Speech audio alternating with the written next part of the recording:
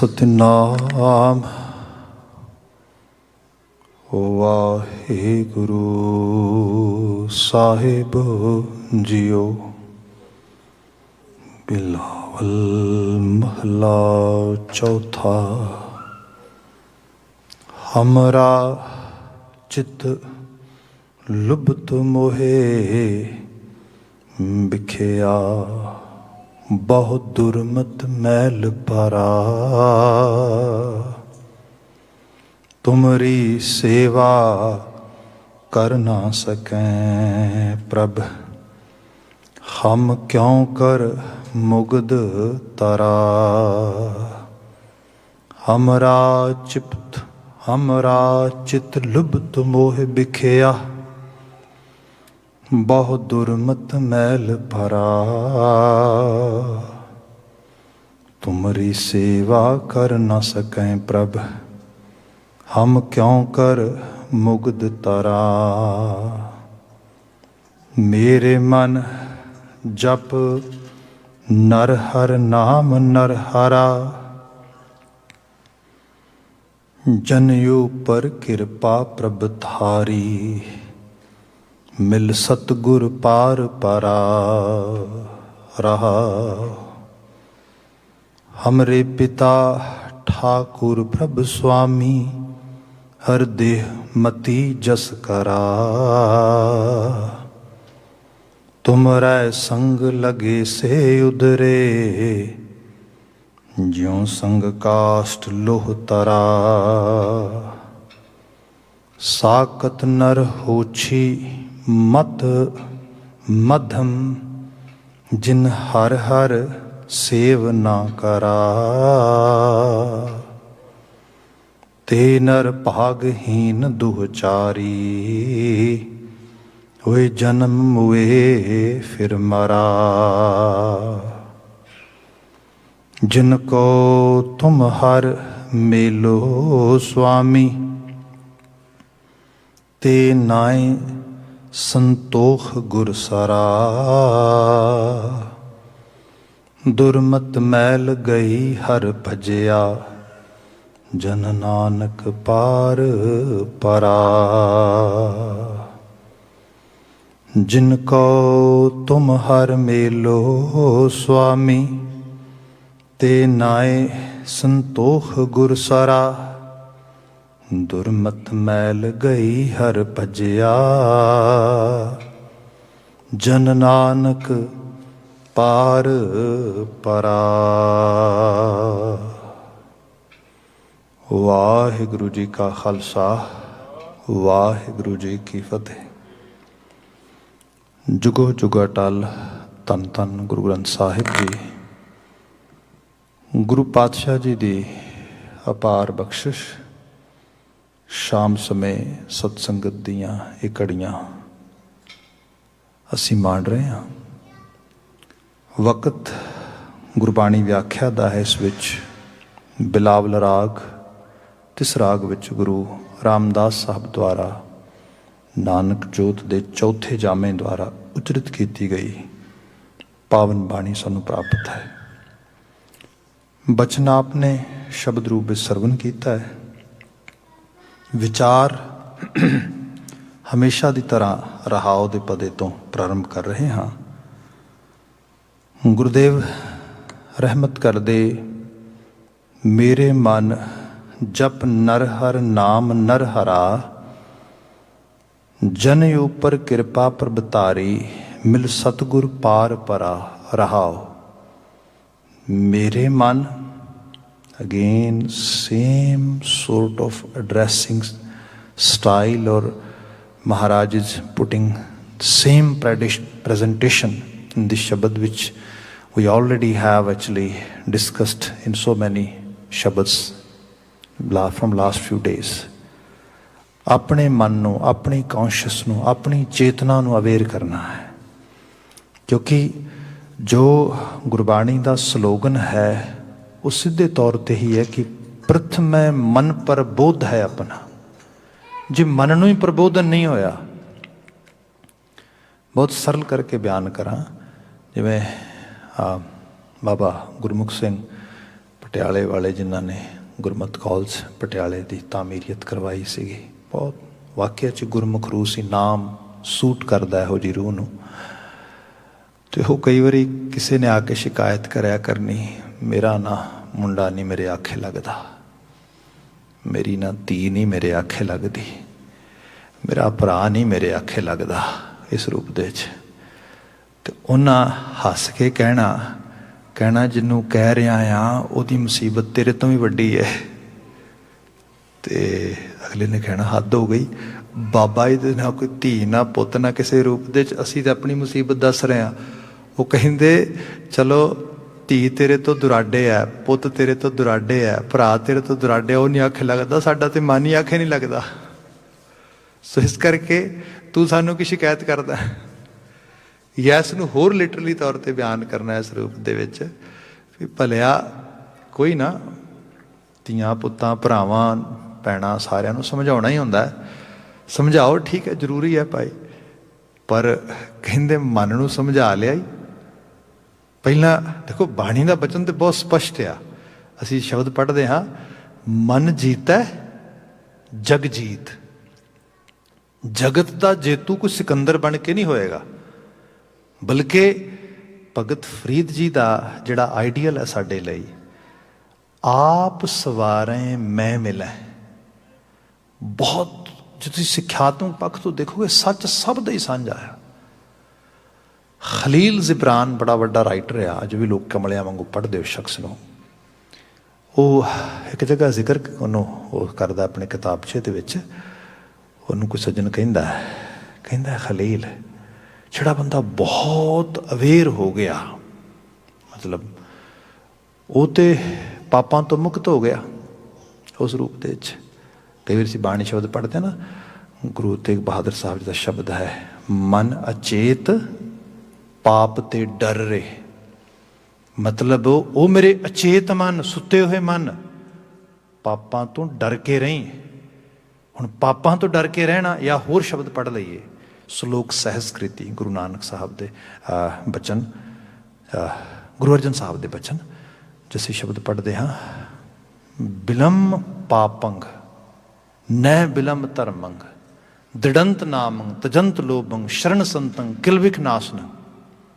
ਭਲੇ ਬੰਦੇ, ਕੁਝ ਇਹੋ ਜਿਹੇ ਕੰਮ ਨੇ ਜਿਹੜੇ ਹੋ ਵੀ ਰਹੇ ਹੋਣ, ਹੋਣ ਦੀ ਪੋਸੀਬਿਲਿਟੀ ਵੀ ਹੋਏ, ਹੋ ਸਕਦੇ ਵੀ ਹੋਣ, ਬਸ ਰੋਕ ਵਿਲੰਬ ਪਾ ਕਿਸੇ ਤਰੀਕੇ ਨਾਲ, ਜੋ ਕਿ ਵਿਲੰਬ ਪਾਪੰਗ, ਪਾਪ ਦੀ ਬਿਰਤੀ 'ਚ ਵਿਲੰਬ ਹੀ ਪੈਣਾ ਚਾਹੀਦਾ, ਦੇਰੀ ਹੋਣੀ ਚਾਹੀਦੀ, ਲੇਟ ਹੋ ਜਾਓ ਥੋੜ੍ਹਾ। ਸੋ ਇਸ ਕਿਸਮ ਦੀ ਬਾਤ ਵੀ ਕੀਤੀ ਗਈ। ਖੈਰ, ਉਹ ਕਹਿੰਦਾ ਕਿ ਖਲੀਲ ਜਿਹੜੇ ਲੋਕ ਬਹੁਤ ਅਵੇਅਰ ਹੋ ਗਏ, ਉਹ ਤੇ ਪਾਪਾਂ ਤੋਂ ਬਚ ਗਏ। ਉਹ ਕਹਿੰਦਾ ਪਾਪਾਂ ਤੋਂ ਬਚ ਗਏ, ਪਰ ਪਾਪਾਂ ਦੇ ਕੀਤੇ ਹੋਏ ਪਾਪ ਨੇ, ਉਹਨਾਂ ਦੇ ਰਿਜ਼ਲਟ ਤੋਂ ਨਹੀਂ ਬਚ ਸਕਣਗੇ। ਉਹ ਕਹਿੰਦਾ ਨਹੀਂ ਵੀ ਕਦੀ ਕੀਤੇ ਹੋਣਗੇ ਸਪੋਜ਼, ਪਰ ਹੁਣ ਤੇ ਮਤਲਬ ਬਦਲ ਗਏ ਨਾ, ਹੁਣ ਤੇ ਕੁਛ ਹੋਰ ਹੋ ਗਏ, ਤੇ ਹੁਣ ਤੇ ਗੱਲ ਹੀ ਖਤਮ ਹੋ ਗਈ ਪਿਛਲੀ। ਉਹ ਕਹਿੰਦਾ ਨਹੀਂ, ਫਿਰ ਮਿਸਾਲਾਂ ਦਿੰਦਾ ਆ, ਮੈਟਾਫੋਰਿਕ ਵੇ ਤੋਂ ਨਿਕਲ ਕੇ ਡਾਇਰੈਕਟ ਐਗਜ਼ਾਮਪਲ 'ਚ ਆਉਂਦਾ। ਉਹ ਕਹਿੰਦਾ ਗੱਲ ਇਹ ਹੈ, ਸਪੋਜ਼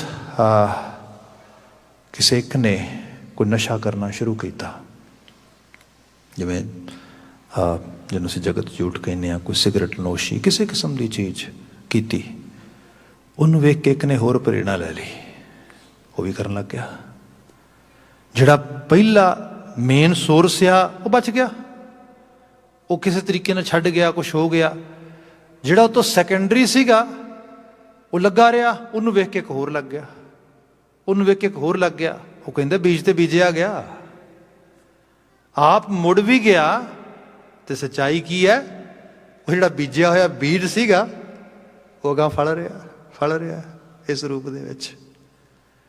ਇਸ ਲਈ ਬੰਦੇ ਅਹਿਸਾਸ ਰੱਖ ਇਸ ਚੀਜ਼ ਤੋਂ, ਬਚ ਇਹਨਾਂ ਚੀਜ਼ਾਂ ਤੋਂ। ਤੇ ਬਚੇਗਾ ਕਿਵੇਂ? ਜੇ ਆਪ ਸਵਾਰ ਹੈ, ਆਪਣੇ ਆਪ ਨੂੰ ਸਵਾਰ, ਆਪਣੇ ਆਪ ਨੂੰ ਕੰਘੀ ਫੇਰ, ਜਿੰਨੀ ਜਲਦੀ ਹੋ ਸਕੇ।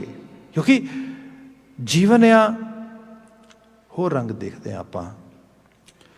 ਸ਼ਬਦਾਂ ਦੇ ਸੀਕੁਐਂਸ ਜੇ ਬਿਆਨ ਕਰਾਂ, and our literature is saying our the real destiny is we should all be yogi ਬਣ ਜਾਣਾ। ये योगी सिर्फ किसी लिबास बाणे उदी बात नहीं हो रही, ये बात हो रही है गुरसिख जोगी जाग दे माया अंदर करन उदासी। वो जोगी, जोग का मतलब होंगे जुड़ा किसी चीज़ नाल, मतलब अपने आप को किसी हायर अथॉरिटी नाल जोड़ लेना, योग जमा कर लेना। कहते बंदा वैसे तो योगी है, ਉਹਦੇ ਨਾਲ जुड़िया होया, ਉਹਦੇ ਚੋਂ जीवन आया, ਉਹੀ तो जीवन दे रहा सानू। सुरत करके चेतना के लैवल ते ये विजोग चला गया, टुट गया, ਉਹਦੇ ਤੋਂ सैपरेट हो गया। वो सैपरेशन ਜਿਹੜੀ है आप कभी भी देखोगे, ਜਿਹੜਾ विजोग आ ये दुख पैदा करता है, तो दुख की पूर्ति लई बंदा मोस्टली कुछ होर ओड़ पोड़ लभदा, कुछ किसी ना किसी तरीके नाल अपने आप को एंटरटेन करने की ट्राई करता है। ਇਹਦੇ ਵਿੱਚੋਂ ही भोग बिरती निकलती है। बंदा वध खा के, मिठा खा के, आ खा के, वो खा के, या ਇਹਦੇ ਚੋਂ ਅੱਗੇ फिर नशे पत्ते वाले पास सारिया चीज़ां इत्थों निकलदियां। क्या जोगी सी विजोगी हो गया, विजोग समझ नहीं पाया तो भोगी हो गया। ਜਦੋਂ ਭੋਗੀ हो गया तो भोग तो ਇੱਕੋ चीज़ पैदा करता है, भोगं तो रोगं। ਜਦੋਂ जीवन किसी लैवल ਤੇ भी ਤੁਸੀਂ करोगे, बैलेंस्ड अप्रोच अडॉप्ट करो। मन ਕਹਿੰਦਾ आ चीज़ ਵੱਧ खा ला है, अपने आप नाल गल करनी है, नहीं खानी, नहीं स्वादी है, वधिया, तंग होएगा, लॉन्ग रन च बीमारी है। आदि ना हो जाए, डिपेंडेंसी ना क्रिएट कर ली ਇਹਦੇ ਤੇ। ਅੱਜ ਜੇ ਕਿਤੇ वधिया चीज़ कोई खाण ਨੂੰ ਮਿਲ ਗਈ ठीक है, वधिया आ, पर डिपेंडेंसी नहीं भी यही मिलेगी तो ही जीवन चलेगा ना। जीवन एक होर गुणा का गुणात्मक पक्ष चलना है। सो बात हो गई भोग रोग क्रिएट कर दे। कहते जोगी सी विजोगी होया, विजोगी तो भोगी, भोगी तो रोगी। जो रोग बहुत ज़्यादा व्याप जाए फिर कोई आके दस्यो तू जोगी सीगा, तू कित्थे पहुँच गया, शीशा विखाए, फिर बंदे च एक चीज़ आती है, उन्होंने कहते हैं सोग, सोगी हो जाता है। फिर उन्हें लगता है मैं वापस नहीं परत सकांगा, I won't be able to actually revive my health, my character, my personality, my destiny और my actually highest level of achievement in my life. हुण इत्थों जिहड़ी बात आउंदी है, इनू असीं अज दी दुनिया दे डिप्रैशन कह दिंदे आ। सम सोर्ट ऑफ लोकां दे विच जिथे किते भी बंदा फेलीयर दे लैवल ते जांदा आ, बंदा बिल्कुल संसार दे हर तरह की कह लो कि पार्टिसिपेशन तो ही मुनकर होना शुरू हो जाता। असीं तो रोज़ मैंटल हैल्थ च इहो जिहे लोकां नाल डील करते हैं। सो ये जिहड़ी हालत आ, इस हालत तक बंदा ना पहुँचे, समा रहिंदियां, वक्त रहिंदियां अपने योग नूं पहचाने, अपने आप नूं जोड़ के रखे। हुण आ शब्द बहुत भावपूर्त, एक बार फिर मैं पढ़ दिया पूरा शब्द, देख लो। मेरे मन जप नर हर नाम नर हरा। यह एक शब्द होर पढ़ दिया, let me pause that's actually our talk which we are actually doing here. एक बात होर दे नाल शुरू कर दें पैरलर शब्द पढ़ते हाँ। महाराज कहते नरू मरै नर काम ना आवे, पशु मरै दस काज सवारै। आपने शब्द कितनी बारी पढ़िया होना है। लोग कहते गुरबाणी ना रिलेवेंट नहीं रह गई अज दे वक्त विच, क्योंकि कदी सीगा बंदे दी कोई चीज़ कम नहीं सी आउंदी। हुण वक्त बदल गया, बंदे दे ते ऑर्गनस कम आ जाते ने, बंदे दी डैथ हुंदी है, उहदे अखां डोनेट हो जांदियां, बॉडी दे टिश्यूज़ डोनेट हो जाते, सारा इस रूप दे विच। ये कोई रीसेंट ट्रेंड नहीं हैगा। आप भावें यूनानी देखो, आयुर्वेदा देखो, किसी लैवल ते भी पढ़ो, तुहानूं पता लगेगा मनुखां दा ते ईवन जिहड़ा हैगा आ उन्हां दे जलाण तो बाद भी जिहड़े हड्ड बचदे, उन्हां हड्डां नूं पी के दवाइयां बन जांदियां। बहुत इस शुरू तो रहा बंदे दी, ते मतलब इस लैवल ते ये चीज़ां डिफरेंट पैथीज़ दे विच डिफरेंट सिस्टम दे च यूज़ होंदियां आ रही। ऐसा कुछ इस तरीके नाल नहीं रहा कि बिल्कुल ही एलोपैथी आने तो पहले लोग बिल्कुल अमूड सीगे, हनेर तो ढोरे सीगे। ये लिटरली तौर पर कलोनीअल सिस्टम ने सारा कुछ खा गए हो, उन्होंने रहन ही कुछ नहीं दिता। जिन्हों का कुछ बचिया थोड़ा बहुत चाइनीज़ ने, तो अज देखो डोमीनेट भी कर रहे हैं उस लैवल पर। हुण तो होया ये ना, क्योंकि करप्शन हर थां ते किते दिसदा किते नहीं दिसदा। ਅਦਰਵਾਈਜ਼ ਚਾਈਨੀਜ਼ ਦੇ ਸਰਵਾਈਵ ਕਰਨ ਦੇ ਦੋ ਹੀ ਕਾਰਨ ਬਣੇ। ਨੰਬਰ 1, ਉਹਨਾਂ ਨੇ ਚੁੱਕ ਕੇ ਸਾਰਾ ਯੂਰੋਸੈਂਟਰਿਕ ਸਿਸਟਮ ਚੱਕ ਕੇ ਬਾਹਰ ਮਾਰਿਆ ਐਂਡ ਦੇ developed their own system. And second, language. ਉਹਨਾਂ ਕਿਹਾ ਜਿੰਨੀ ਦੇਰ ਤੱਕ ਸਾਡੀ ਆਪਣੀ ਲੈਂਗੁਏਜ, ਆਪਣਾ ਕਲਚਰ, ਉਸ ਚੀਜ਼ ਦੀ ਪ੍ਰਮੋਸ਼ਨ ਨਹੀਂ ਹੁੰਦੀ, we won't actually allow European to come here and invade us in the different way. So ਸਾਰੇ ਦੇ ਵਿੱਚੋਂ ਉਹ ਲੋਕ ਜਿਹੜੇ ਬਾਹਰ ਨਿਕਲ ਆਏ। ਖੈਰ, ਜਿਹੜੀ ਬਿਨਤੀ ਕਰਨ ਲੱਗਾ ਸੀਗਾ ਹੁਣ ਇਹ ਹੈ ਕਿ ਬਾਣੀ ਦਾ ਇਹ ਉਪਦੇਸ਼ ਮਨੁੱਖ ਦੀ ਗੱਲ ਹੋ ਰਹੀ ਹੈ। ਮਨੁੱਖ ਦੇ ਵਿੱਚ ਇੱਕ ਪਸ਼ੂ ਬਿਰਤੀ ਹੈ, ਇੱਕ ਮਨੁੱਖ ਬਿਰਤੀ ਹੈ। ਇਹਦੇ ਵਿੱਚੋਂ ਤੁਸੀਂ ਪਸ਼ੂ ਬਿਰਤੀ ਮਾਰ ਦਿਓ, ਮਨੁੱਖ ਬੇਕਾਰ ਹੈ, ਕਿਸੇ ਕੰਮ ਜੋਗਾ ਨਹੀਂਗਾ।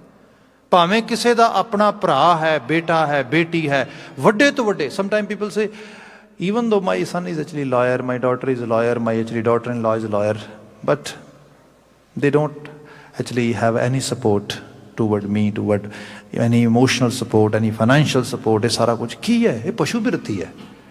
ਪਸ਼ੂ ਨਹੀਂ ਕੇਅਰ ਕਰਦੇ ਉਸ ਲੈਵਲ ਤੇ। ਉਹ ਕਹਿੰਦੇ ਹੂ ਕੇਅਰ। ਪਸ਼ੂ ਨੂੰ ਪਤਾ ਹੁੰਦਾ ਮਾਂ ਕੌਣ ਹੈ, ਪਿਤਾ ਕੌਣ ਹੈ, ਉਹ ਤੇ ਭੁੱਲ ਜਾਂਦੇ ਸਾਰਾ ਕੁਝ।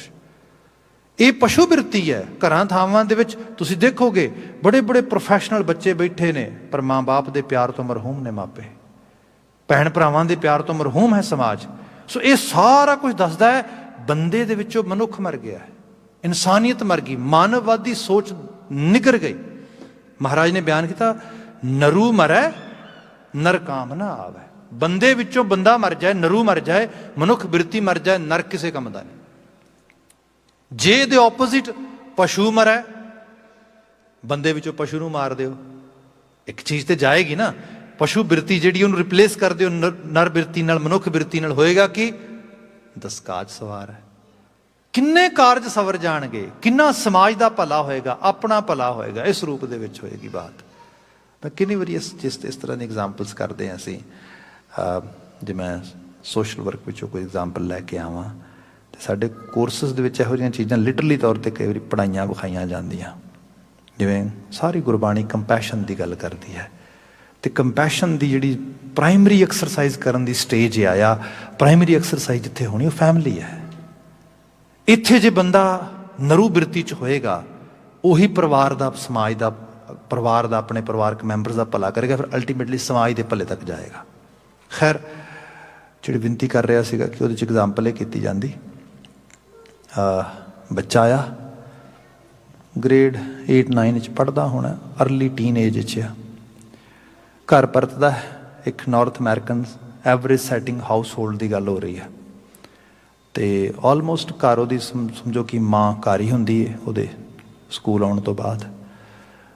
ਰੋਜ਼ਾਨਾ ਇਹੋ ਜਿਹੀ ਰੂਟੀਨ ਹੋਏਗੀ। ਅੱਜ ਆਇਆ, ਆ ਕੇ ਉਸਨੇ ਦਰਵਾਜ਼ੇ ਦੀ ਬੈਲ ਕੀਤੀ 2-3 ਵਾਰੀ, ਡੋਰ ਨਹੀਂ ਖੁੱਲ੍ਹਿਆ। 2-4 ਵਾਰੀ ਪੈਰ ਮਾਰੇ ਡੋਰ ਨੂੰ, ਠੁੱਡੇ ਠੱਡੇ ਮਾਰੇ, ਡੋਰ ਨਹੀਂ ਖੋਲ੍ਹ ਰਹੇ ਪਏ ਕੋਈ। ਮੈਂ ਆਇਆ, ਭਾਵੇਂ ਡੋਰ ਨਹੀਂ ਖੁੱਲ੍ਹਾ। ਫਿਰ ਉਹਨੇ ਬਾਏ ਚਾਂਸ ਜਿਹੜੀ ਡੋਰ ਦੀ ਨੌਬ ਸੀਗੀ ਉਹ ਘਮਾਈ ਤੇ ਡੋਰ ਖੁੱਲ੍ਹਾ ਸੀਗਾ।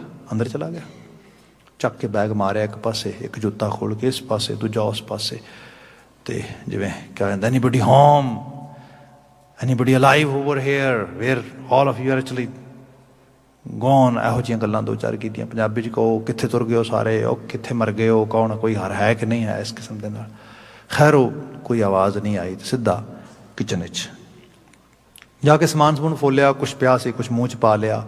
ਮੋਮ, where are you? Mom, are you actually deaf? Aren't you listening me? I need my lunch, where is my lunch? ਖੈਰ, ਜਦੋਂ ਇਹੋ ਜਿਹੀਆਂ ਆਵਾਜ਼ਾਂ ਦੇ ਰਿਹਾ ਉਹ ਬੱਚਾ, ਅਤੇ ਉਹ ਬਾਈ ਚਾਂਸ ਉਹਦੀ ਇੱਕਦਮ ਨਜ਼ਰ ਜਿਹੜੀ ਹੈ ਫੈਮਿਲੀ ਰੂਮ ਵਾਲੇ ਪਾਸੇ ਪੈਂਦੀ ਹੈ, ਅਤੇ ਸਾਹਮਣੇ ਉਹਦੀ ਮਾਂ ਜਿਹੜੀ ਹੈ ਸੋਫੇ 'ਤੇ ਐਵੇਂ ਪਈ ਹੈ, ਲੇਟੀ ਹੋਈ ਹੈ। ਅਤੇ ਜਿਵੇਂ ਨਜ਼ਰ ਮਿਲਦੀ ਹੈ ਮਾਂ ਦੇ ਨਾਲ, ਤੋਂ ਇਸ਼ਾਰਾ ਕਰਦੀ ਹੈ ਉਰੇ ਆ। ਉਹਦੇ ਕੋਲ ਚਲਾ ਜਾਂਦਾ, ਅਤੇ ਉਹ ਮਾਂ ਉਹਨੂੰ, mum why aren't you answering me? I was calling your name, are you deaf? ਫਿਰ ਬੋਲੀ ਜਾਂਦਾ ਡਿਸਰਿਸਪੈਕਟ ਵੇ ਦੇ ਨਾਲ। ਉਹ ਖੈਰ ਕੋਲ ਬੁਲਾ ਕੇ ਕਹਿੰਦੀ, ਬੇਟਾ, you know, I'm not feeling good. I have very bad headache. I have migraine. And due to that reason, I wasn't able to make anything. Oh no, you haven't prepared my lunch at all? No, I cannot tolerate anymore my hunger. I'm starving, I'm dying. Right now, take me to McDonald's. ਹੁਣ ਆਹ ਜਿਹੜੀ ਬਾਤ ਹੈ, ਇਹ average house hold ਦੀ ਗੱਲ ਹੋ ਰਹੀ ਹੈ ਇੱਥੇ। These type of behavior people face in their actually day to day life. ਹੁਣ ਇਹੋ ਜਿਹੀ ਹਾਲਤ ਹੋਈ, ਇਸ ਹਾਲਤ ਦੇ ਵਿੱਚ ਜਦੋਂ ਇਹ ਸਾਰੀ ਬਾਤ ਹੋਈ, ਇੱਕ ਹੋਰ ਚੀਜ਼ ਬਿਆਨ ਕਰਾਂ। ਮੈਂ ਬੱਚਿਆਂ ਨੂੰ ਗੁਰਮਤ ਕਲਾਸ ਪੜ੍ਹਾ ਰਿਹਾ ਸੀਗਾ and I discussed the story ਸੋ ਮੈਨੀ ਟਾਈਮਸ। ਵਨ ਟਾਈਮ ਆਈ ਵਾਜ਼ ਡਿਸਕਸਿੰਗ ਦੀ ਸਟੋਰੀ, ਸੇਮ ਏਜ ਦੇ ਆਲਮੋਸਟ ਬੱਚੇ ਸੀਗੇ, ਅਤੇ ਮੈਂ ਉਹਨਾਂ ਨੂੰ ਪੁੱਛਿਆ, ਮੈਂ ਕਿਹਾ ਵੀ ਜਿੰਨੀ ਕੁ ਮੈਂ ਤੁਹਾਨੂੰ ਸਾਰੀ ਬਾਤ ਕਹੀ, ਇੰਨੀ ਗੱਲ ਕਹਿ ਕੇ, suppose if you are at that kid's place, so how you will be different compared to this kid? No, he's not doing good, that's not good, that's not appropriate. ਬੱਚੇ ਐਵੇਂ ਦਾ ਆਨਸਰ ਦੇ। ਮੈਂ ਕਿਹਾ forget about it. My ask is what you gonna do differently? ਇੱਕ ਬੱਚੇ ਨੇ ਬੜੀ effort ਪਾ ਕੇ ਨਾ, ਗੁਰਮਤ ਕਲਾਸ 'ਚ ਪੜ੍ਹ ਰਿਹਾ ਮੇਰੇ ਕੋਲ, ਉਹਨੇ ਬੜੀ ਐਫਰਟ ਪਾ ਕੇ ਕਹਿੰਦਾ, you know, he's not doing good. I won't bother my mom. I will prepare my lunch by myself. ਇੰਨੀ ਗੱਲ ਉਹਨੇ ਬੜਾ ਜ਼ੋਰ ਲਾ ਕੇ ਕਹੀ। ਮੈਂ ਕਿਹਾ ਸੈਲਫਿਸ਼ ਦੀ ਡੈਫੀਨੇਸ਼ਨ ਕੀ ਹੋਏਗੀ? Can you explain the definition of selfishness? ਕਮਾਲ ਆ ਵੀ ਤੂੰ ਆਪਣੇ ਲਈ ਖਾਣਾ ਬਣਾ ਲੇਗਾ, ਜਿਹੜੀ ਮਾਂ ਮਰ ਰਹੀ ਉੱਥੇ ਉਹਦਾ ਕੋਈ ਅਹਿਸਾਸ ਨਹੀਂਗਾ। ਸੌਰੀ ਟੂ ਸੇ, ਐਵੇਂ ਦਾ ਬੱਚਾ 99.9% ਮਾਰਕਸ ਲੈ ਕੇ ਵੀ ਆ ਜਾਏ ਘਰ, ਐਵੇਂ ਦਾ ਬੱਚਾ ਦੁਨੀਆ ਦੀ ਸਾਰੀ ਸਕਾਲਰਸ਼ਿਪ ਵੀ ਅਰਨ ਕਰ ਲੇ, ਐਵੇਂ ਦਾ ਬੱਚਾ 4 ਡਿਗਰੀਆਂ ਲੈ ਕੇ ਵੀ ਘਰ ਆ ਜਾਏ, ਐਵੇਂ ਦਾ ਬੱਚਾ ਵੱਡੇ ਤੋਂ ਵੱਡਾ ਰੁਤਬਾ ਸਮਾਜ ਲੈ ਲਵੇ, ਕੀ ਸਵਾਰੇਗਾ ਪਰਿਵਾਰ ਦਾ, ਕੀ ਸਵਾਰੇਗਾ ਸਮਾਜ ਦਾ? ਇਹ ਹੈ ਨਰੂ ਮਰੈ ਨਰ ਕਾਮ ਨਾ ਆਵੇ। ਖੈਰ ਆਈਡੀਅਲ ਕੀ ਹੈ ਇੱਥੇ? ਹੁਣ ਆਈਡੀਅਲ ਦੇਖੋ, ਜਿਹੜਾ ਗੁਰਮਤ ਦਾ ਤਪ ਆ, ਮੈਂ ਕਿਹਾ ਜਿਹੜੀ ਯੋਗ ਦੀ ਆਪਾਂ ਗੱਲ ਕਰ ਰਹੇ ਸੀ ਪਹਿਲਾਂ, ਇਹ ਮਾਇਆ ਅੰਦਰ ਕਰਨ ਉਦਾਸੀ, ਇਹ ਸਮਾਜ ਦਾ ਯੋਗ ਆ। ਇਹਦੇ ਵਿੱਚ ਰਹਿਣਾ ਸਿੱਖਣਾ, ਜੀਵਨ ਜਾਚ ਅਡਾਪਟ ਕਰਨੀ। ਆਈਡੀਅਲ ਇਹ ਹੋਣਾ ਚਾਹੀਦਾ ਕਿ ਬੱਚਾ ਸਕੂਲ ਤੋਂ ਵਾਪਸ ਆਇਆ ਹੈ, ਵਾਪਸ ਆਏ ਨੂੰ ਦਰਵਾਜ਼ੇ 'ਤੇ ਉਹਨੂੰ ਕੋਈ ਜੀ ਆਇਆ ਕਹਿਣ ਲਈ ਆਵੇ। ਆਈਡੀਅਲ ਇਹ ਹੈ, ਦਰਵਾਜ਼ਾ ਖੁੱਲ੍ਹੇ, ਕੋਈ ਆਵੇ ਉਹਨੂੰ ਅੱਗੋਂ ਰਿਸੀਵ ਕਰਨ ਵਾਸਤੇ, ਉਹਨੂੰ ਮਿਲਣ ਵਾਸਤੇ, ਅਤੇ ਉੱਥੇ ਉਹ ਬੱਚਾ, ਮਤਲਬ ਇਹ ਤਾਂ ਬਿਲਕੁਲ ਸਾਡੀਆਂ ਸਟੱਡੀ ਸਾਰੀਆਂ ਦੱਸ ਰਹੀਆਂ ਨੇ ਕਿ ਬੱਚਾ ਹੱਗ ਕਰੇ ਮਾਂ ਨੂੰ, ਪਿਤਾ ਨੂੰ, ਇੱਕ ਦੂਜੇ ਨਾਲ ਇੰਟਰੈਕਸ਼ਨ ਹੋਏ, ਹਾਲ ਪੁੱਛਿਆ ਜਾਏ। ਉਸ ਤੋਂ ਬਾਅਦ ਬੱਚਾ ਜਿਹੜਾ ਹੈਗਾ ਉਹ ਖਾਣ ਵਾਸਤੇ ਕਿਸੇ ਰੂਪ ਵਿੱਚ ਉਸ ਤਰੀਕੇ ਨਾਲ ਅੱਗੇ ਵਧੇ। ਸਪੋਜ਼ ਕਰੋ ਇਹੋ ਜਿਹੇ ਸਿਨੈਰੀਓ ਦੇ ਵਿੱਚ ਅੱਜ ਕਿਸੇ ਨੇ ਦਰਵਾਜ਼ਾ ਨਹੀਂ ਖੋਲ੍ਹਿਆ, ਅੱਜ ਮੌਮ ਅੱਗੋਂ ਹੱਗ ਕਰਨ ਵਾਸਤੇ ਨਹੀਂ ਆਈ, ਹੁਣ ਬੱਚਾ ਉਸ ਲੈਵਲ 'ਤੇ ਸੋਚੇਗਾ ਮਾਂ ਕਿੱਥੇ ਹੈ? ਉਹ ਸਭ ਤੋਂ ਪਹਿਲਾਂ ਮਾਂ ਨੂੰ ਲੱਭੇਗਾ ਅਤੇ ਜਾ ਕੇ ਉਹਨੂੰ ਹੱਗ ਕਰੇਗਾ। ਆਈਡੀਅਲ ਕੀ ਇਹਦੇ ਵਿੱਚ? ਆਈਡੀਅਲ ਇਹ ਹੈ ਮਾਂ ਨੂੰ ਹੱਗ ਕਰੇਗਾ, ਪੁੱਛੇਗਾ mom are you right, are you okay, ਤੈਨੂੰ ਕੁਛ ਪ੍ਰੋਬਲਮ ਤਾਂ ਨਹੀਂ ਹੈਗੀ? ਤੂੰ ਡੈਡ ਨੂੰ ਕਾਲ ਕੀਤੀ ਹੈ? ਮੈਂ ਤੈਨੂੰ ਪਾਣੀ ਲਿਆ ਕੇ ਦੇਵਾਂ ਮਾਂ? ਕੋਈ ਦਵਾਈ ਤਾਂ ਨਹੀਂ ਚਾਹੀਦੀ ਤੈਨੂੰ? ਆਹ ਆਈਡੀਅਲ ਹੈ। ਸਟੱਡੀਜ਼ ਇਹ ਦੱਸਦੀਆਂ ਨੇ ਜਦੋਂ ਇਸ ਤਰੀਕੇ ਦਾ ਬਿਹੇਵੀਅਰ ਬੱਚੇ ਵੱਲੋਂ ਮਾਂ ਵਾਲੇ ਪਾਸੇ ਆਉਂਦਾ ਆ, ਤੇ ਹਾਂ ਤੇ ਅਸੀਂ ਹਿਊਮਨ ਬੀਇੰਗ ਹੀ ਆ ਨਾ, ਮਨੁੱਖ ਦੀ ਮਨੁੱਖ ਨਾਲ ਇੰਟਰੈਕਸ਼ਨ ਜਿਹੜੀ ਹੈ ਇਹ ਸਭ ਤੋਂ ਵੱਡੀ ਮੈਡੀਸਿਨ ਆ। ਇੱਥੇ ਅਜੇ ਤੇ ਬਹੁਤ ਲੌਂਗਟੀਟਿਊਡ ਸਟੱਡੀਜ਼ ਆਉਣੀਆਂ ਸਾਡੇ ਕੋਲ, ਬਹੁਤ ਸਾਰੀਆਂ। ਸਾਡੇ ਇੱਥੇ ਅਲਜ਼ਾਈਮਰ ਦਾ, ਸਾਡੇ ਇੱਥੇ ਮੈਮਰੀ ਲਾਸ ਦਾ, ਸਾਡੇ ਇੱਥੇ ਇਸੇ ਰਿਲੇਟਿਡ ਕੁਝ ਹੋਰ, ਈਵਨ ਪਾਰਕਿੰਸਨਸ ਬਾਰੇ ਬਾਤ ਕੀਤੀ ਜਾ ਰਹੀ ਹੈ। ਇਹਦਾ ਜੇ ਬਹੁਤਾਇਤ ਤੁਸੀਂ ਦੇਖੋਗੇ ਤੇ ਉਹ ਸਾਰੇ ਦੇ ਪਿੱਛੇ ਰੂਟ ਜਿਹੜੀ ਹੈ ਉਹ ਤੁਹਾਨੂੰ ਮਿਲੇਗੀ ਬ੍ਰੋਕਨ ਰਿਲੇਸ਼ਨਸ਼ਿਪਸ। ਤੇ ਰਿਲੇਸ਼ਨਸ਼ਿਪਸ ਵੀ ਉਹ ਜਿੱਥੇ ਬੰਦੇ ਨੇ ਬਹੁਤ ਇਮੋਸ਼ਨਲ ਇਨਵੈਸਟਮੈਂਟ ਕੀਤੀ, ਸਭ ਕੁਝ ਕੀਤਾ, ਤੇ ਅਗਲੇ ਨੇ ਭੁਲਾ ਹੀ ਦਿੱਤਾ, ਕੇਅਰ ਹੀ ਨਹੀਂ ਕੀਤੀ, ਕੋਈ ਇਹੋ ਜਿਹੀ ਇੰਟਰੈਕਸ਼ਨ ਹੀ ਨਹੀਂ ਹੋਈ। ਉਹਨੂੰ ਜਿਹੜਾ ਹੈਗਾ ਕਿਸੇ ਹੋਮ ਕੇਅਰ ਛੱਡ ਆਏ ਉਸਨੂੰ ਲੌਂਗ ਟਰਮ ਕੇਅਰ ਦੇ ਵਿੱਚ, ਤੇ ਉੱਥੇ ਉਡੀਕਦਾ ਹੀ ਮਾਂ ਹੈ, ਪਿਤਾ ਹੈ, ਰਹਿ ਗਿਆ। ਇਹੋ ਜਿਹੇ ਹਾਲਤ ਦੇ ਅੰਦਰ ਸਮਾਜ ਦੇ ਵਿੱਚ ਫਿਰ ਪਤਾ ਲੱਗਦਾ ਇਹਨੂੰ ਕੋਈ ਦਵਾਈਆਂ ਦੇ ਦਿਓ, ਗੋਲੀਆਂ ਦਿਓ, ਕੈਮੀਕਲਸ ਨੇ ਸਾਰੇ। ਕੈਮੀਕਲਸ ਇਕੱਲੇ ਕੀ ਕਰਨਗੇ ਜਿੰਨੀ ਦੇਰ ਤੱਕ ਉਹ ਇੰਟਰੈਕਸ਼ਨ ਨਹੀਂ ਗੀ। ਤੇ interaction is a great treatment for each and every individual. ਇਹ ਸਭ ਤੋਂ ਵੱਡੀ ਗੱਲ ਆ। ਅੱਜ ਜਿੰਨਾ COVID-19 ਦੇ ਸਮੇਂ ਫੈਟਲੈਸ ਸੀ ਸਾਰੇ ਦਾ ਸਾਰਾ ਜਾਂ ਬੜਾ ਮੋਰਟੈਲਿਟੀ ਰੇਟ ਬੜਾ ਹਾਈ ਦੇਖਿਆ ਨਾ, ਇਹਦੇ ਬਾਬਤ ਵੀ ਅੱਗੇ ਸਟੱਡੀਜ਼ ਹੋਣਗੀਆਂ ਬਹੁਤ ਸਾਰੀਆਂ ਜਿਹੜੀਆਂ ਰਿਸਰਚ 'ਚ ਕੰਡਕਟ ਕਰਨਗੇ ਲੋਕ, ਜਿਸ 'ਚ ਪਤਾ ਲੱਗੇਗਾ ਵੱਡਾ ਕਾਰਨ ਇਹ ਵੀ ਬਣਿਆ ਕਿ ਹੌਸਪੀਟਲ ਜਿਹੜੇ ਆਈਸੋਲੇਟ ਹੋ ਗਏ, ਫੈਮਿਲੀ ਮੈਂਬਰਸ ਉੱਥੇ ਕੇਅਰ ਕਰਨ ਲਈ ਨਹੀਂ ਪਹੁੰਚੇ, ਕਿਸੇ ਨੂੰ ਉਸ ਵਕਤ ਕੋਲ ਬੈਠ ਕੇ ਕੋਈ ਹੌਸਲਾ ਦਿਲਾਸਾ ਹੀ ਦਿੰਦਾ, ਕੋਈ ਉਹਦੀਆਂ ਅੱਖਾਂ 'ਚ ਖਾਬ ਹੀ ਪਾਉਂਦਾ।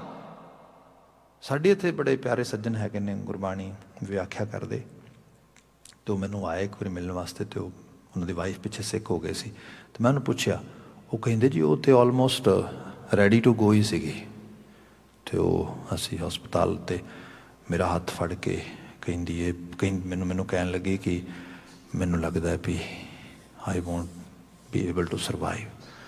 ਅਤੇ ਮੈਂ ਹੱਸ ਕੇ ਕਿਹਾ, ਮੈਂ ਕਿਹਾ ਉਹ ਭਲੀਏ ਮਾਨਸੇ ਕੀ ਗੱਲ ਕਰ ਰਹੀ ਹੈ, ਆਹ ਜਿਹੜੇ ਮਾਂ ਕਰਦੇ ਸਵੇਰ ਤੋਂ ਸ਼ਾਮ ਤੱਕ ਬੱਚੇ ਹੈ ਨਾ, ਅਤੇ ਇਹਨਾਂ ਨੂੰ ਤਾਂ ਤੇਰੀ ਬੜੀ ਲੋੜ ਆ, ਅਤੇ ਤੈਨੂੰ ਪਤਾ ਤੂੰ ਹੀ ਤੇ ਇਹਨਾਂ ਵਾਸਤੇ ਸਭ ਤੋਂ ਵੱਡਾ ਸੋਰਸ ਆ, ਤੂੰ ਤੇ ਇਹਨਾਂ ਦੀ ਫੜ ਕੇ ਐਨਰਜੀ ਆ। ਇਸ ਤਰੀਕੇ 2 4 5 10 ਗੱਲਾਂ ਕੀਤੀਆਂ, ਥੋੜਾ ਹੌਸਲਾ ਜਿਹਾ ਲਿਆ, ਅਤੇ ਫਿਰ ਕਹਿੰਦੀ ਹਾਂ ਗੱਲ ਤੇ ਠੀਕ ਹੈ ਤੁਹਾਡੀ, ਕੋਈ ਨਾ ਕੁਛ ਨਹੀਂ ਹੁੰਦਾ ਮੈਨੂੰ। ਕਹਿੰਦਾ ਅਗਲਾ ਲਫ਼ਜ਼ ਉਹਦਾ ਇਹ ਸੀਗਾ।